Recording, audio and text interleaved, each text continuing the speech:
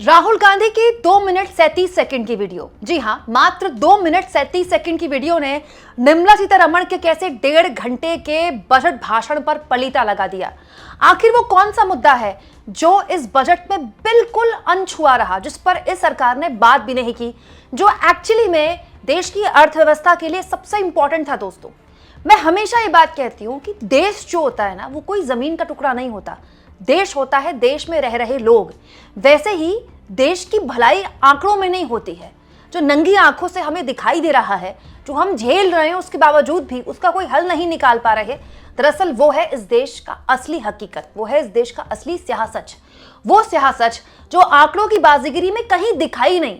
दोस्तों, इस सरकार ने तमाम अलग अलग पहलुओं को छूने की कोशिश की इस बजट में। अब आप उसकी आलोचना कर सकते हैं, उसकी तारीफ कर सकते हैं, लेकिन मुझे वाकई में बहुत दुख है इस बात का कि निर्मला सीतारमण एक वित्त मंत्री रहते हुए इस बात की अर्जेंसी को, इमरजेंसी को नहीं समझ पाई कि इस देश में एक्चुअली में इस देश की अर्थव्यवस्था के लिए एक बहुत बड़ा संकट जो खड़ा है वो है इस देश का प्रदूषण। जी हाँ दोस्तों, ये बात अकेले मैं नहीं कह रही हूं। अब तो बकायदा डावोस में तो जो वर्ल्ड इकोनॉमिक फोरम हुआ था, उसमें भी भारत को चेताया जा रहा है, ये बताते हुए कि आपके लिए असली प्रॉब्लम अमेरिका का लगाया हुआ टैरिफ नहीं है, उससे बड़ी प्रॉब्लम जो भारत की अर्थव्यवस्था है वो एक्चुअली प्रदूषण की वजह से झेल रही है। हैरानी इस बात की है दोस्तों कि अपने भाषण में वित्त मंत्री ने प्रदूषण का जिक्र भी नहीं किया, और उसी भाषण से ठीक पहले राहुल गांधी द्वारा एक वीडियो शेयर किया गया। 2 मिनट 37 सेकंड के इस वीडियो में उसी मुद्दे पर एक्चुअली में छुआ गया, उसी मुद्दे पर बात की गई, और आज ही ये वीडियो शेयर किया गया। इसका मतलब है कि विपक्ष चाहता था कि आप एक ऐसे मुद्दे पर एड्रेस करें जो सीधा सीधा देश की अर्थव्यवस्था को कमजोर कर रहा है। अब आप कहेंगे पोल्यूशन अगर हो रहा है तो देश की अर्थव्यवस्था कैसे कमजोर हो रही है? दोस्तों, ये बात मैं नहीं कह रही हूं, ये बात गीता गोपीनाथ ने कही थी। दोस्तों, IMF की फॉर्मर इकोनॉमिस्ट गीता गोपीनाथ, उनसे आज तक की मालकिन कलीपुरी ने बकायदा वर्ल्ड इकोनॉमिक फोरम, मतलब दुनिया भर का जो इकोनॉमिक फोरम, बहुत बड़ा इकोनॉमिक फोरम होता है, मतलब समझ लीजिए दुनिया के जितने बड़े उद्योगपति होते हैं, जितने बड़े राष्ट्राध्यक्ष होते हैं, सब आते हैं अपने अपने देश के लिए इन्वेस्टमेंट लेने के लिए। उस वर्ल्ड इकोनॉमिक फोरम में आज तक की मालकिन कलीपुरी ने गीता गोपीनाथ से बकायदा ये सवाल पूछा था कि टैरिफ जो है वो कितनी बड़ा संकट है भारत के लिए, और भारत में ईज ऑफ डूइंग बिजनेस, कोई भी उद्योग लगाना कितना आसान है। बेसिकली टेक्निकल सवाल था ये, ठीक है।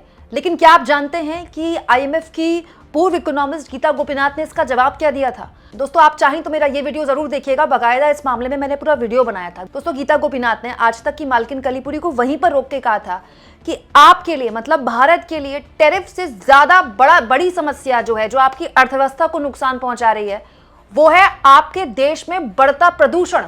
और दोस्तों, इसी मुद्दे को आज बजट के दिन छू दिया राहुल गांधी ने, जो बीजेपी झेल नहीं पाएगी। दोस्तों, गीता गोपीनाथ ने इस कार्यक्रम में कहा था कि 1.7 मिलियन लाइव्स हर साल पोल्यूशन की वजह से भारत में चली जाती हैं। That's 18% of total death in India. मतलब भारत में जो टोटल लोगों की जाने जा रही है ना, अलग अलग वजह से, उसमें केवल 18% लोगों की जाने पोल्यूशन की वजह से जा रही हैं। क्यों? क्योंकि पोल्यूशन से अलग अलग तरह की समस्याएं होती हैं, लंग संबंधित समस्याएं होती हैं, हार्ट संबंधित समस्याएं होती हैं, बच्चे बहुत छोटी उम्र में अस्थमा का शिकार हो रहे हैं, खांसी, जुकाम, बेमतलब में आंखों का जलन, घर से बाहर निकलना मुश्किल है, तो एक अलग लेवल का मेंटल एंजाइटी होती है, स्ट्रेस पड़ता है जब आप अपने 5 कमरों के 2 कमरों के घरों में कैद हैं, क्योंकि अब बाहर नहीं निकल सकते, बाहर पोल्यूशन है। हालत ही थी दोस्तों, दिल्ली NCR में पोल्यूशन की वजह से बच्चों के स्कूल कॉलेजेस बंद कर दिए गए। ये स्थिति थी पोल्यूशन की। और आज हैरानी इस बात की है कि निर्मला सीतारमण, जिनके बजट भाषण को मोदी जी ने भी खूब पीठ थपथपाई, बकायदा बजट के बाद मोदी जी का ऑफिशियल एड्रेस होता है, देश के नाम संदेश प्रधानमंत्री देते हैं, आज भी दिया, देश के नाम संदेश दिया PM ने, और बताया कि बजट कितना शानदार था। लेकिन इस पूरे बजट में कहीं भी एयर पोल्यूशन का जिक्र नहीं था। इससे भी दुखद ये दोस्तों कि प्रधानमंत्री के राष्ट्र के नाम इस संबोधन में भी बजट पर तो मोदी जी तारीफ कर रहे थे, लेकिन देश की इतनी गंभीर समस्या में, जो सीधा आपके मेरे जीवन से जुड़ी हुई है, हमारी सांसों से जुड़ी हुई है, उस पर मोदी जी ने भी बात नहीं की। भारत की नदियां जिस तरह से प्रदूषित हो रही है, और प्रदूषित नदी का पानी जिस तरह से हमारे घरों तक पहुंच रहा है, हमारी सब्जियां, उस सब्जी फल उसी से एक तरह से सिंचाई में इस्तेमाल वो पानी होता है, वो जहर हमारे पेट में जा रहा है, उसके बारे में कोई चिंता नहीं थी, कोई बात नहीं थी। और ये एक ऐसी बात है जो बिल्कुल भी छुपाई हुई बात नहीं है। ये बताता है कि एक मेडिकल इमरजेंसी जैसे हालात, जिसको लेकर हर कोई चेत रहा है, हर कोई परेशान है, ये सरकार उस पर बात करने तक को राजी नहीं है। दोस्तों, पूरे जाड़े निकलने को हैं दिल्ली NCR में, एक दिन नहीं हुआ है जब 300 से कम AQI रहा हो, एक दिन। इनफैक्ट जब बारिश हो रही है ना, यहाँ 2-3 दिन से बारिश हो रही है, तब भी AQI 300 प्लस है। ये तो हालत है।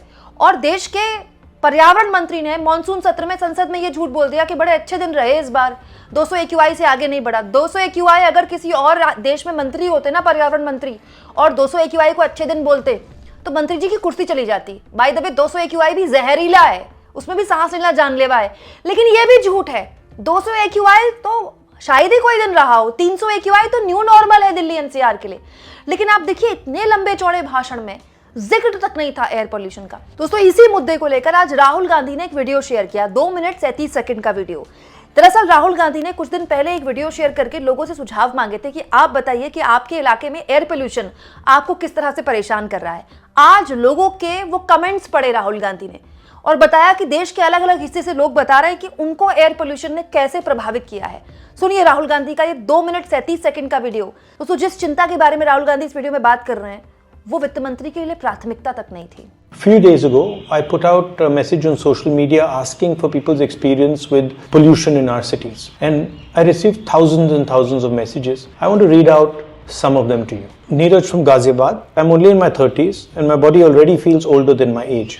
Years of stress took their toll, but what truly breaks me is what I see at home. Every morning when I take my daughter to school and hear her coughing, I feel like I'm failing as a father. My mother is a kidney transplant patient. For us, winter is not a season, it is fear. AQI touches 800 to 1000 and we live every day praying that no one's health collapses. We are now talking about giving up everything we built, our dreams, our startup, our child's future in this city, just to breathe. Imagine that, leaving your life behind, not for opportunity, but for oxygen. Is clean air now a privilege in India? Only for those who can afford to escape? Every government has failed us on pollution, and the price is not paid in reports or speeches. It is paid by our children's lungs, by our parents' bodies, by families like mine, who are forced to choose between survival and dreams. We don't want sympathy, we just want air that slowly doesn't kill us. Pranab Dua, Jaipur. भाई, cycling करना छोड़ दिया है, running करना छोड़ दिया है, घर से बाहर जाने से पहले AQI चेक करते हैं। I think government should start making footpaths before highways.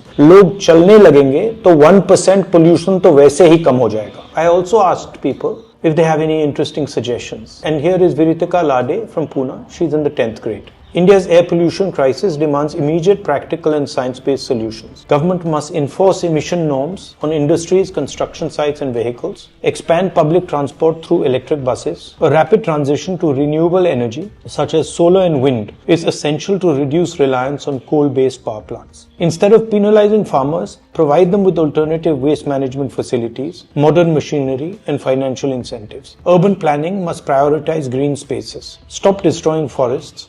Most importantly, policymakers must rely on scientific data and expert advice rather than political rhetoric. I'm sure these stories have resonated with many of you. It's about time the government allows a discussion in Parliament about pollution, and the Prime Minister should declare air pollution as a national health emergency. The financial and healthcare burden being forced on our people as a result of the pollution is extremely dangerous and needs to be resolved.